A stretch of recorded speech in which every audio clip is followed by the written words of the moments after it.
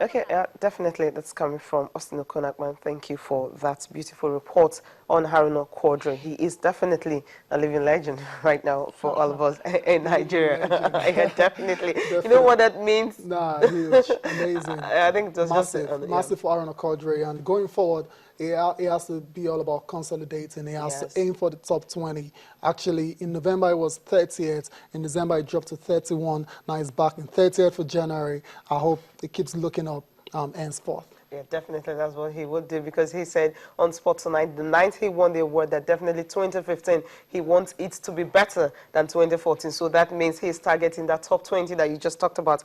Okay, now talking about the league, how did it happen at Old Trafford last night, where you have, well, selected results starting from Arsenal and Stoke City? This was really so unpredictable. Arsenal, Alexis Sanchez was the main man, scoring 2 goals and, of course, an assist, bringing his goals to 12 in the league and 7 assists. I think that's the highest in the English Premier League this season. And Man United losing to Southampton at Old Trafford. Well, and of course, Barcelona and Atletico Madrid 3-1. That was another surprise result, where you have the 3 top strikers in the world, Neymar, Messi, Suarez, combining to score all the goals for Barcelona. Real Madrid and Espanyol, of course, you also have the best players in the world there, and all of them making sure that, of course... I don't know what you're talking about. Barcelona beating Atletico Madrid is not a surprise for me. It was supposed to be like a close contest. Yeah, but Barcelona is still a great side. They're not as great as they used to be, but then they're still a great side. Come on, Cecilia. Of course, Napoli and Juve, that's another surprising result. I didn't expect Juve to actually go to Napoli and collect 3-1, 3 goals in that game. Well, it was really fantastic one for them. You will say AS Roma and Lazio, the Rome derby, and it was all about one man, Francesco Totti. At 38, it shows that he still got it. And after the second goal, he actually had a celebration. We had to take a selfie on the field. And Inter Milan and Genoa, 3-1. Inter Milan, that's his first home game for Roberto Mancini. Cecilia, we'll go straight to the United Southampton game. For me, I don't know about you, but for me, it's light over darkness any day. And that's how we saw the Saints doing it over the Devils. But then, seriously, that was a very poor game of football by United. No shot on target at all. It was that bad, and Southampton came there with a game plan, and they executed it to the T. So congratulations to Ronald Koeman. Good win for him. United, it's a very familiar feeling around Old Trafford right now, because I remember last year as well too. It was 37 points from 21 games under David Moyes, and this time around is the same thing.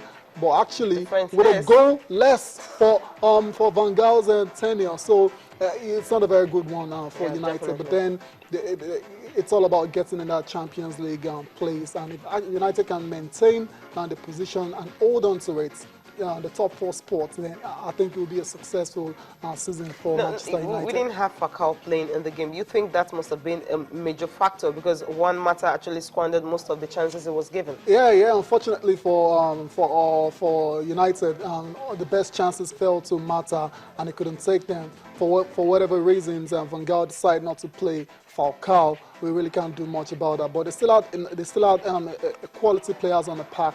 And that could have got the win for them. The likes of Robbie Van Persie, who we hear is now injured again, very likely. There was really on the park as well. So that's not an excuse at all. They didn't play well at all. And to think of all that talent and all that quality, about 150 million pounds spent in the transfer window, the summer transfer window. It's not a good one for United at all, and I'm not really surprised that Van Gaal is not really under pressure right now because of his reputation and his name in the game and what he's been able to achieve. That's buying him time. But believe me, if they don't qualify for the Champions League, then you'll be in trouble. We'll talk about one man, Alexis Sanchez. Now, this man, without him, I don't even know where Arsenal would be this season. Cecilia, we all agree football is a team sport, but believe me, there are certain players, if you take them out of the team, you will feel the absence, and Alexis Sanchez is one of those players. Take him out of Arsenal right now, Arsenal will be in 10th position. But seriously, no, he's been incredible. Ever since he came into Arsenal, he's been playing really well, and his stats are just out of this world. 12 goals already now. He's not a striker, remember, as a forward, So 12 goals already, 7 assists, chances created 57. Dribbles 67. That's just amazing for Alexis Sanchez, and I hope he doesn't run out of gas. Yes, Very, because very he has soon. not been rested. He He's hasn't, playing all games, and Champions League, Carling Cup, and even the FA Cup. exactly, and he plays all those games the same way. Very tireless performances from Alexis Sanchez. So I hope he doesn't burn out real soon, because if that happens, he will. Okay, if that happens, Arsenal will be in big trouble. There's no doubt about Yeah, that. he Make should no have mistake burned about it. They're still very early in the season. Okay, now let's talk about these three big players. Talking about Messi, Ronaldo, Yes. and what will happen tonight. Wow. For you, who will you give it to? That's a very good For you, question. yes. Yeah, if I was going to hand out the award myself, I'll give it to Manuel Neuer. Okay. Yes, yeah, that's personally. Goalkeepers don't get the credit they deserve. Yes. Believe me, it's a very, very tough position to be in. I've been a goalkeeper too in my A days, and I know it's not very easy. It's also, I'm going to go for Manuel Neuer, but I know it's going to be very hard. Neuer had a great 2014 as well. He's won the World Cup. He's won the domestic double with Bayern Munich. So you can't say he doesn't deserve it. Having said that, Messi and Ronaldo deserve it as well. They all have legitimate claims to this particular award. So I really don't care where it goes. But if I was giving out the award, I will give it to Manuel Neuer. Okay, now there's some legends, some players who were actually the best in their AEDs and all that. Some are still playing right now, but they never got the chance to win the Ballon d'Or. Now take a look at them. You have Thierry Henry, you have Xavi Hernandez, you have Paolo Maldini, you have Zlatan Ibrahimovic, Andres Iniesta, Steven Gerrard, Gianluigi Buffon, you have Raul Gonzalez, Francesco Totti at 38, still very much the man in Rome, and Alessandro Del Piero, who is now with Sydney FC. He actually played in the Indian Premier League one time and all that. Yes. Now these 10 players never got the chance to win it. So what we're talking about, Cecilia. So no, basically all these players are absolute legends in their own right. They didn't get to win it. It's not a big deal. It doesn't take anything away from their achievements in football at all. So it's just an award, really. It's not really a big deal. You have someone like Lionel Messi's won it 4 times already, and you wonder, like, seriously?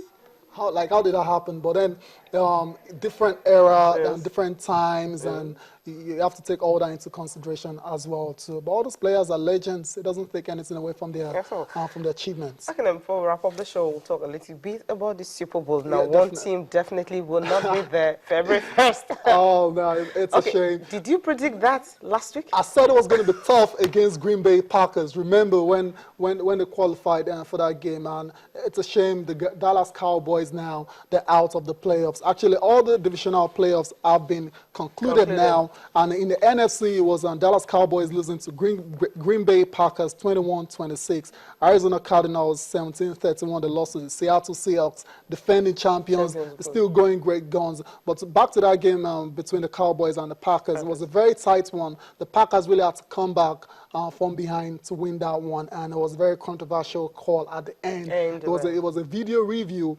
Dallas thought Des Bryant thought he actually made a very good catch, but then the Packers actually challenged it, and it went in their favor. So it shows you how technology is really important in sports. Like that. Football is one of those sports that is taking so long to start using technology. Look at how long it took them to start using the goal line technology. So I hope we catch up real soon. There's a lot of money involved, and you can't afford to be. You can't afford silly mistakes to decide some games. Yeah, of course. Okay, thank you so much for being part of the show. We'll leave you with the pictures coming from Brisbane International, where Maria Sharapova, of course, winning her first trophy for the season, her 34th career title. Enjoy it.